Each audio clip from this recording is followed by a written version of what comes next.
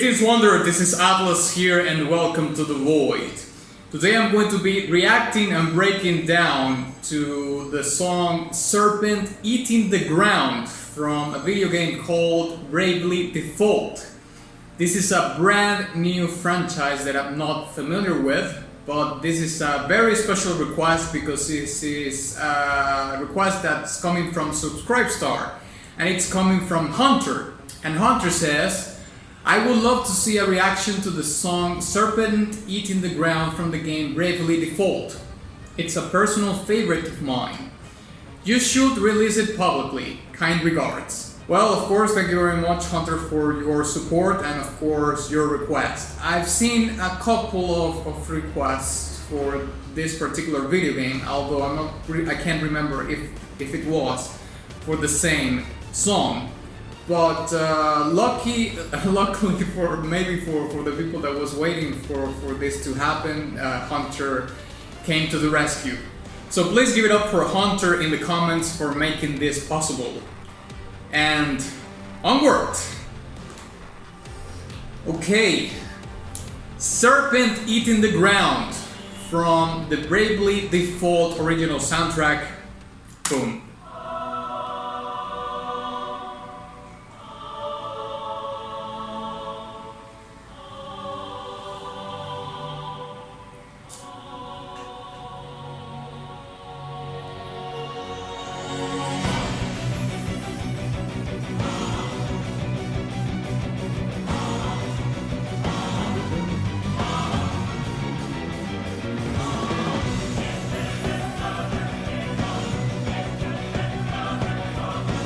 Okay, I wasn't expecting the electric guitars.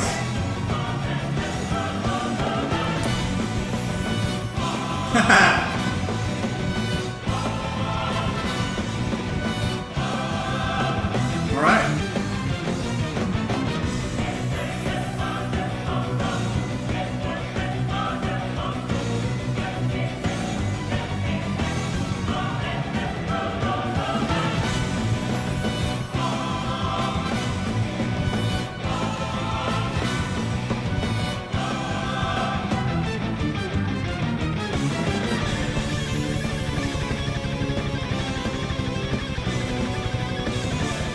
We had some lead guitars also.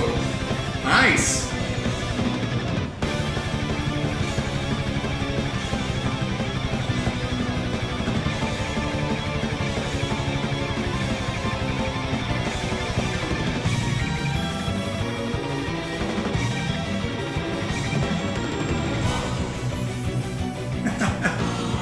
Okay.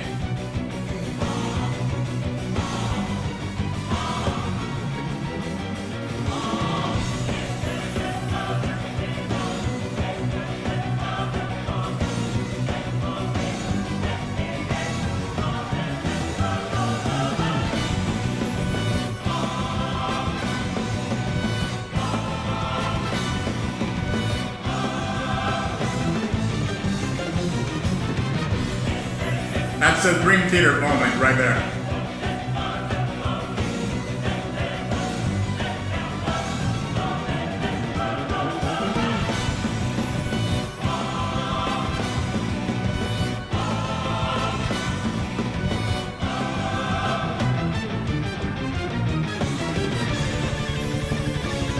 There again.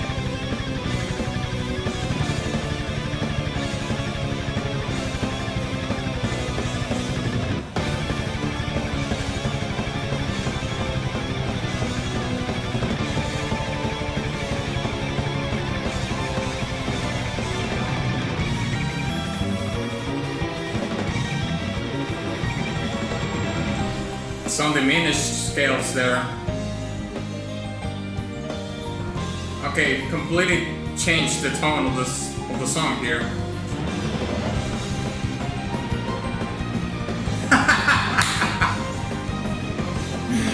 Oh, that was great.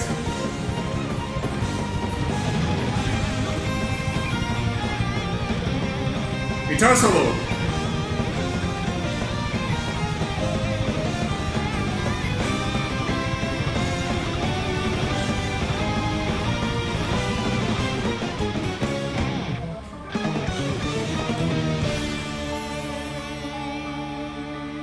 progressive metal part.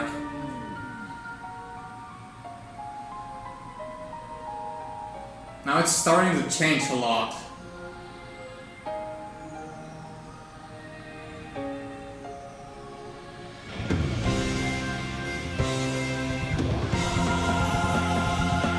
I really like that piano part. It gave it a breathing section.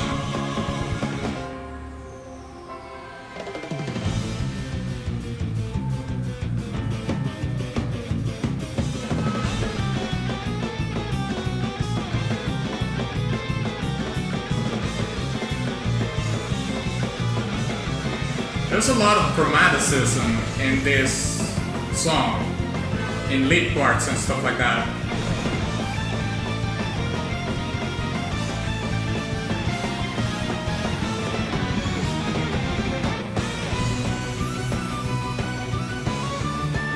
Now it turned into a folk song. Oh, this is all over the place, but I love it.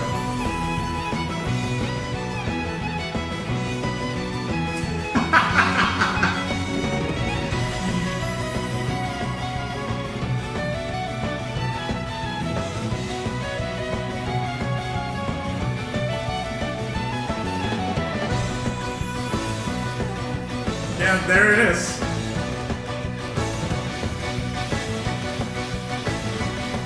And I was right.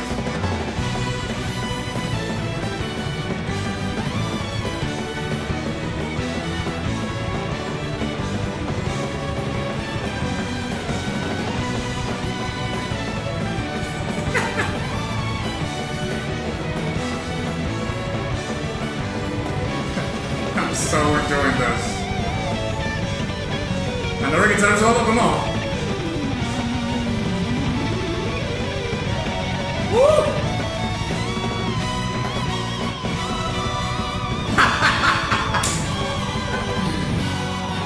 Oh yeah.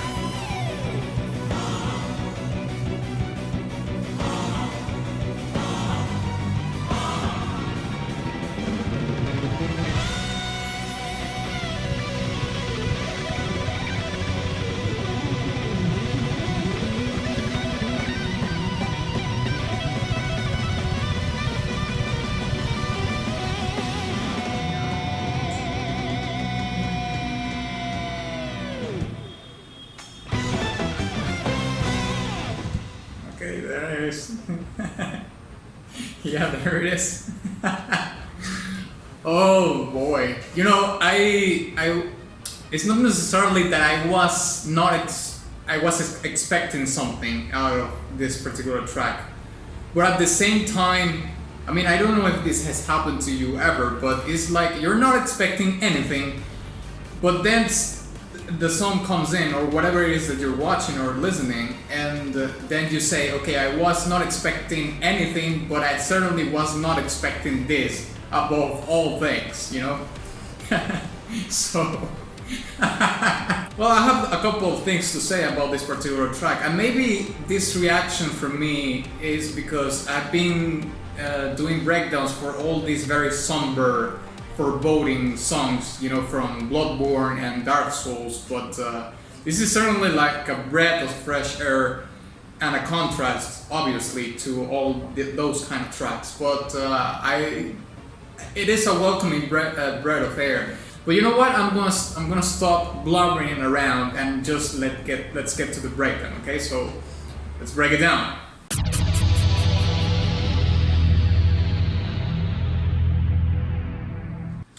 Okay, well, I suppose that I should start by mentioning that, you know, one of my favorite genres of music ever is metal music.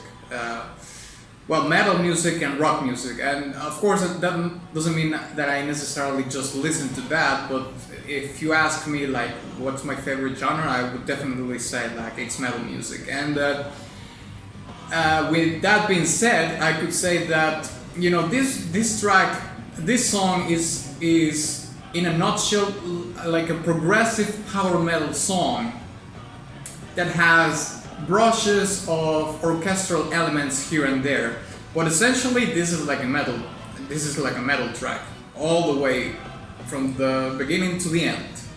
Now to spice it up a little, let's dissect it a little bit further and try to identify why this particular track it has progressive elements and has power metal elements. And I'm gonna say that it has progressive elements because it has these very abrupt changes from otherwise very consolidated, is that a word? Riffs and sections of the song that are very much particularly standard in the genres that they are pertinent or from where they come from, you know, like power metal. And of course it's an upbeat song. It has a kind of an upper tempo, you know, that's very much in the realm of power metal. But all these, you know, scale runs, all these chromatic leads that the guitar was doing in certain parts, brief transitions in which the guitar was harmonizing diminished scales, and all these little things here and there. Well, that I'm talking, by the way, fairly the first half of the song, okay? And you know what? I think I'm gonna take back the thing about the orchestral brushes, because I mean, the piano is not necessarily an instrument that is part of an orchestra. Maybe some orchestras incorporate piano as a forward-thinking way of playing music. The choirs, not really so much, and the brass that I heard, I'm not really sure that's the kind of brass that you would hear in an orchestra, because it sounded to me like it was more of a trumpet kind of thing.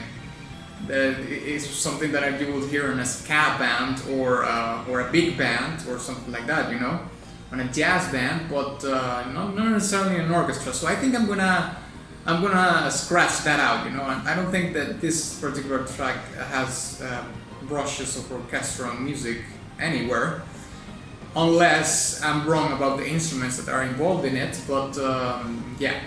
Now let's talk about the second part, or the second half, roughly the second half of the song, in which everything starts going crazy. And I think in this case I'm gonna have to compartmentalize, is that a word? I think it is. Or separate the sections that happen after the first half of the song, because I would argue that these brief sections are loops by themselves, you know, because there's no way, or at least I can't consider this to be like a full loop of a track, because there's too many different things going on that speak to different situations, you know what I mean? So after the first half, you can hear the part where the track breathes a little bit, and you know, which is the part where with the isolated piano it gets way more sober. But regardless of what it is, I think that maybe that part, that mellow part among this whole trap metal track, it's maybe a part in which you have a certain dialogue with someone, and if this is a boss battle, because apparently boss battles are the most popular tracks, maybe this is in fact a loop in which a loop that happens in which maybe you are the boss is half held, and you have a dialogue with him and everything calms down, or somehow maybe you have a flashback of something that happened with this boss. Like for example in Final Fantasy VII, when Cloud remembers the time when he was with Tifa in the town, and he told her that he was going to take her somewhere else or something like that, you know, something, remembering something more happy than the current situation that you have in the moment. Then you have that section in which it sounds like it's a circus kind of rhythm, right? And you know, somehow it reminded me of this really crazy album. It actually is an avant-garde metal band called Unexpected.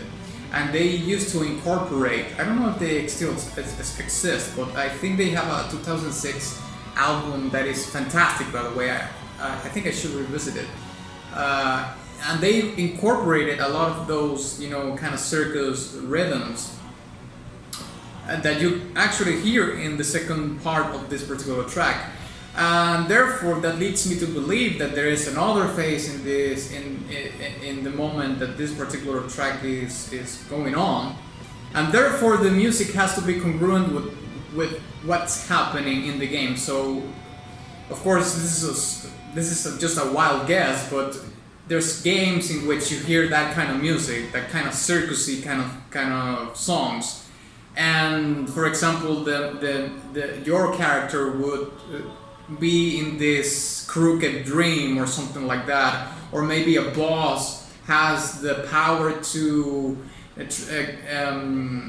make you hallucinate and to start watching these really crazy crooked clowns, and you start living in this fantasy of, you know, of a very sick circus or something like that, you know, something like that. And now that I think about it, you know, this is very alike in the concept to what I heard in Dancing Mad. And in case you want to check that out, I did a reaction and a breakdown for that Final Fantasy VI song called Dancing Mad. I'm gonna leave the video right here in case you want to check that out.